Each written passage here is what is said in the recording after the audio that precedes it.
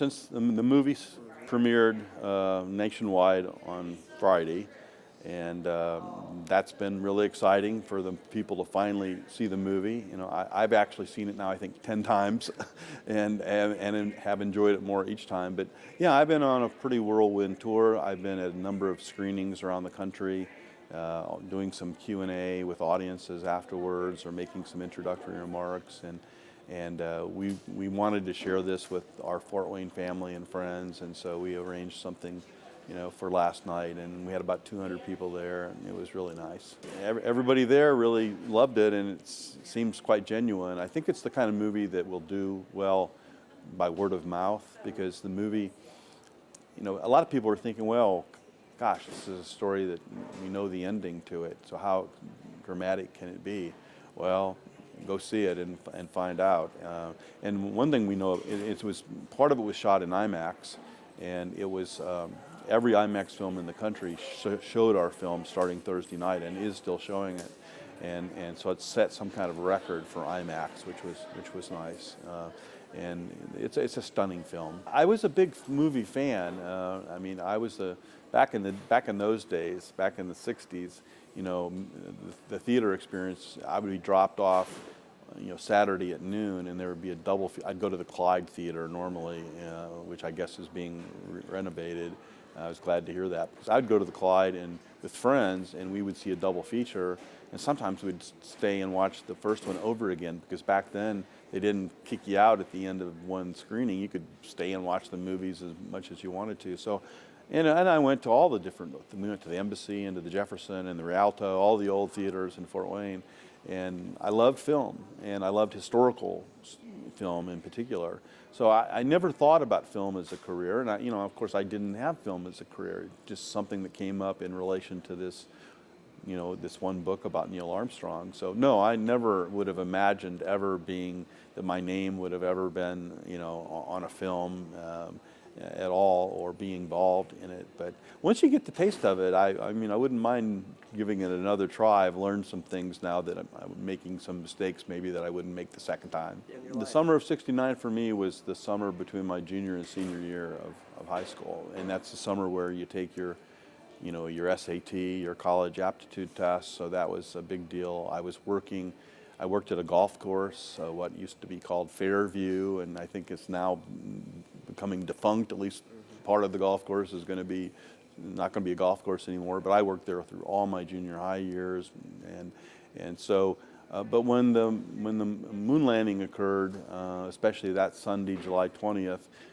from probably noon that day, it was a Sunday, I might have watched some football, you know, watched some of the Bears game or something, but then quickly the landing took place in mid to late afternoon, and then the EVA, the spacewalk out on the moon, took place in the early to late evening, and I was right in front of our television set. I usually sat on the floor. I even took a little Polaroid picture, you know, because you didn't have VCRs or anything back then, so the only way to get an image of what's on the TV screen was to take a picture of it, so I still have those. What did you think watching that? I mean, that's got to be a huge impact. Well, yeah, I mean, it was an incredible experience. The whole world, you know, was experiencing this together. It was an interesting time, because the '60s, you know, were a turbulent period too. The year 1968, just the previous year, you know, there had been the assassinations of Martin Luther King and Bobby Kennedy. There had been the Chicago Democratic Convention, where, you know, all heck broke loose there. The Vietnam War was at its height, and lots of protesting against the war, civil rights issues, and so Apollo, the moon landings, you know, are taking place in the middle of a very turbulent era, but it was almost like it was kind of a respite from it. You know, I mean, not that Apollo got some criticism for, you know, you're spending $24 billion to go to the moon when we've got all these problems here on Earth, and so there were people that didn't think this was the right priority for the country. But even those folks, even those that protested it, when the moon landing actually happened, they just, at least for a while, they said, okay, you know, we're going to experience this, and then we'll go back to our issues afterwards. And that's kind of what happened. You know, I stayed in town, and I went to IPFW, and I was a history major, so I mean, I was always interested in history and writing about history. And so but I knew, if you were going to be a history major, at first I was going to go to law school. That was my plan. But I had some really good history professors at IPFW who encouraged me to think about graduate work in history. So I ended up going to Ohio State for my master's and my PhD, and I focused on the history of science and technology, which prepared me in a way for what I would do in my career. But I actually didn't do anything with aeronautics or space in my graduate program. But my first job offer coming out of graduate school was, I got a call from NASA, which was a real shock to me. That why are they calling me? And a friend of a friend within the history community knew that I was on the job market, and I just graduated with my PhD and thought I could do a good job with this book. So NASA hired me to write a book. It turned out to be kind of a postdoctoral fellowship for me. And then once I had done that one book for NASA, the door just opened to lots of other topics. And so, about 20 years into my career, then the opportunity or the idea of doing the Armstrong biography came to me, and that sort of has led us all the way to here. A pretty private guy. What did it take to be able to write that book? Well, it took a lot. It was about 2 years from the time I first wrote him until we finally had an agreement. As quick as Neil could be in the cockpit at making decisions, he was extremely deliberate about almost every other decision in life. And a number of authors had already approached him about, authors with bigger names and reputations than me. But I think what he could tell from and I sent him copies of my books to look at, and I think he could tell from my books that I would take his technical side seriously. I wasn't trained as an engineer. I'm not an engineer, but most of my early work for NASA was understanding things that really had engineering elements to them. So by the time I went to Armstrong with my idea for his life story, I had a pretty good track record of talking about things historically that had some technology to them. So Neil knew that I would take his technology seriously, whereas some of the other authors, didn't have that kind of record or experience. And so I think that was really crucial. And then the fact that, I think the personal chemistry was good. From Fort Wayne to Wapakoneta, it's only like 55 miles. And so my accent, Midwestern accent, like Neil's, was very, very similar. He had gone to Purdue from Ohio. I had gone to Ohio State from Indiana. We both came from farming family backgrounds, so we both loved to play golf. A lot of the people that I had written about in my earlier books were people that he knew in his career. Other test pilots that he had worked with. And so the people that I could talk to him about people that he was good friends with. And so that gave us some common ground that I think helped encourage him to say, yeah, I think Hansen might be able to pull this off for us. I ended up having 55 hours of tape-recorded interview with him, but that was spread out over many months because, doing oral history can get pretty tedious. So what I would do is I would go he lived in a suburb of Cincinnati, and I would go for like a 3 or 4 day visit.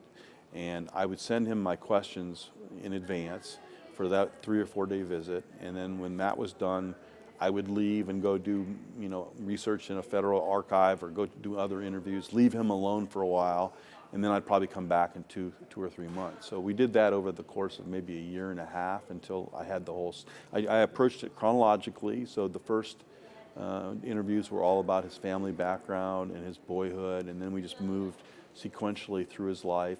And whenever I needed to, whenever I brought something up that needed, he had his papers still at home or in a office warehouse that he rented.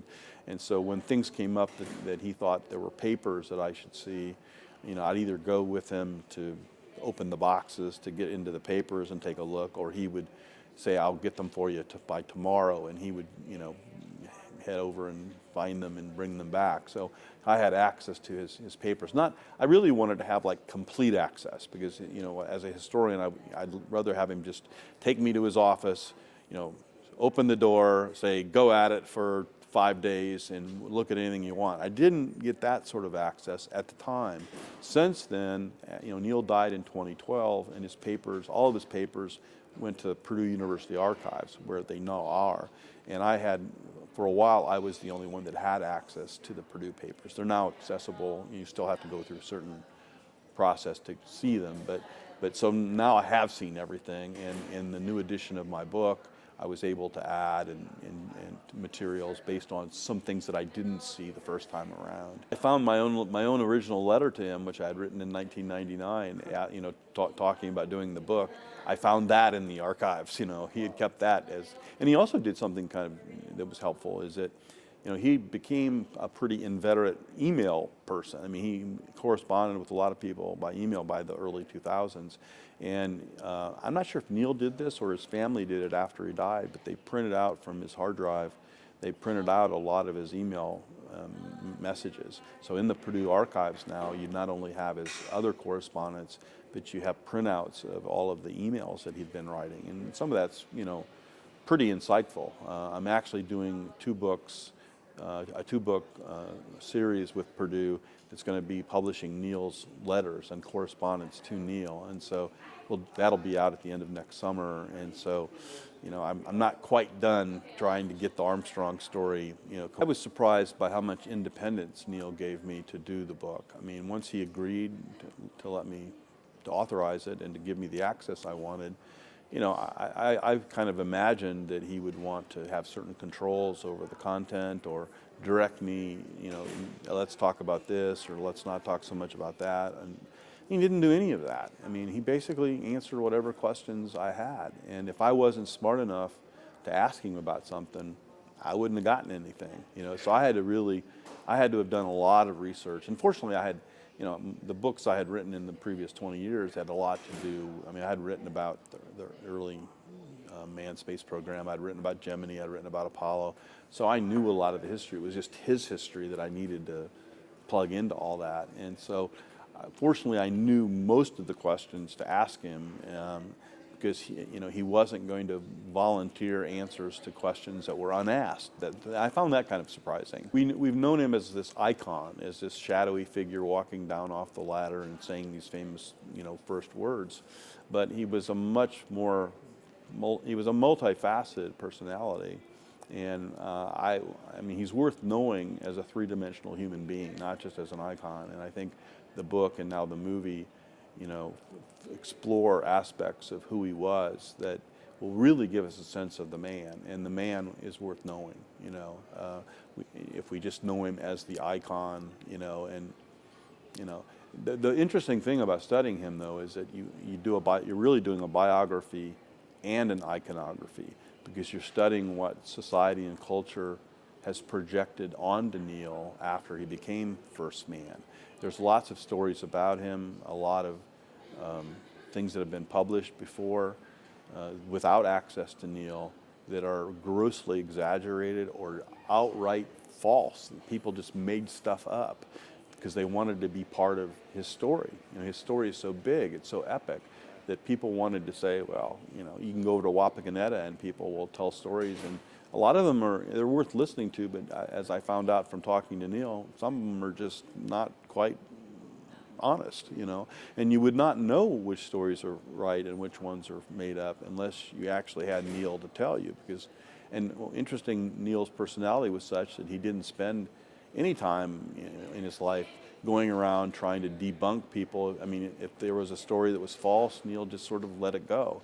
So a lot of things got repeated and believed to be true about him, which were not true at all. So, so what I was interested in doing with the book and with the movie is let's get to know the real Neil by getting rid of the fake stuff and featuring the things that really were true about him. And so if history has a more well-rounded, balanced, detailed understanding of who this guy was, I think that's a good thing. I mean, unbelievable pressure. He had people that would stalk him, from airport to airport, people that would rent driveway space from his neighbors to get videos of him. For a while after Apollo 11, he was getting 10,000 letters a day, fan mail letters a day. Just try to, and he tried to answer all those. He would hire secretaries and assistants to answer those letters that Neil, himself couldn't answer, didn't have the time to answer, but he answered a lot of them on his own too. So, just keeping up with all of that and people wanting a piece of him, and here he is. He wants to lead a normal life. He wants to keep contributing, as an engineer, and people just won't leave him alone. There's a lot going on, obviously, with the privatization, with companies like SpaceX and Blue Origin. There's a lot of things going on that are really exciting to follow. That doesn't mean that NASA and the government agencies aren't still very, and most of the money that the private companies are using is still public. It's government money, it's tax money. It's still, it's just going, it's just being parceled out in a different way. I don't look at the period after. The Apollo missions ended in 1972, and a lot of people, are still frustrated that we haven't been, back to the moon or on to Mars, that we, the shuttle programs, developed low Earth orbit capabilities and so forth, and that's great. But some people forget, well, we did a lot of unmanned things over the last 50 years that didn't require humans in space. We had the Voyager spacecraft that, has left the solar system. We've had Viking missions, robotic missions to Mars. We've done so many things and learned so many things. So it's not. Some people act like, well, we haven't done anything for 50 years. We've done a lot. It just hasn't been humans that have been going these places. One thing I always emphasize, and this was from a conversation with Neil, is that we're in space all the time. Our planet is in space. It's a spaceship. It's just a unique spaceship because all of the passengers and the crew are on the outside of the spaceship. But we're in space, and I think important, if someone asked me what Neil would want 50 years from now, yeah, we want to move steps out to become a true spacefaring civilization.